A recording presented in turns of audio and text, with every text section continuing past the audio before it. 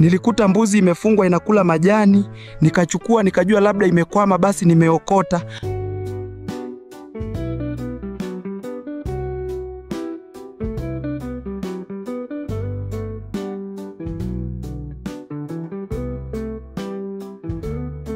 Kumbe ilikuwa mbuzi ya watu aisee.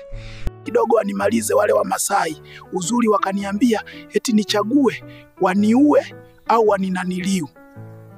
Tuachane na hayo. Wazungu wanasema kikubwa uzima tu. Sasa twende sambamba, kuna sehemu nimeona kuku, nataka nikaokote hata wawili nifuge. Unaona ndege wote hawa ni kujiokotea tu. Nataka niokote hata wawili nifuge. Sasa nimsikie mtu anasema nimeiba. A few moments later. Kukamata kuku nimeshindwa aisee. Ila niliingia kwenye kile kijumba chao, nikakuta mayai. Naweza kuyatumia mbeleni. Waswahili wanasema bahati ya mtu usilalie matako wazi.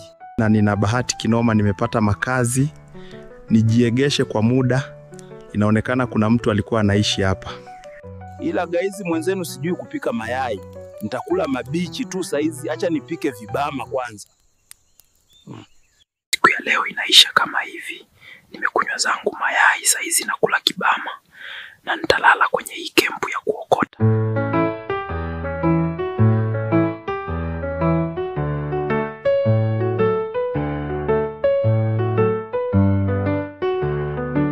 Yule jamaa kumbe ndo mwenye makazi. Tumezozana kinoma, tumeanza hadi kugombana, ila nilichomfanya sitaki niulizwe maswali, sitaki kuitiwa polisi. Ila mbwa yake nimebaki nayo, ni mbwa mzuri. Huyu sasa nitamfuga, anisaidie kuwinda. Kama una simu kubwa na unatumia mitandao, ingia YouTube, tafuta Vinei TV, utakachokikuta kwenye hiyo akaunti utanishukuru. Nilisikia mwenye nayo anaiita David. Jamani, fanya kunifollow au kusubscribe ili uone tunavyoingia mawindoni na mbwa David. Karibuni tule nyama. Alafu kuhusu David, nilikaa hapa mara simuoni. Hata hivyo hakuwa dogi wangu. Oya, kumba yule jamaa alikuwa na wenzie.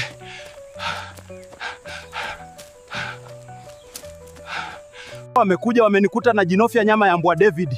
Wakinikamata lazima wanikoboe mavi. Tumekuta mwenzetu amepigwa alafu amefungwa juu ya mti na mbwa yake haipo. Njoo uone huku.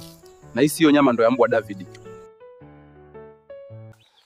Ila kusema kweli mimi ufugaji umenishinda. Lazima nile nitachokifuga. Labda kufuga nywele tu na kufuga kucha.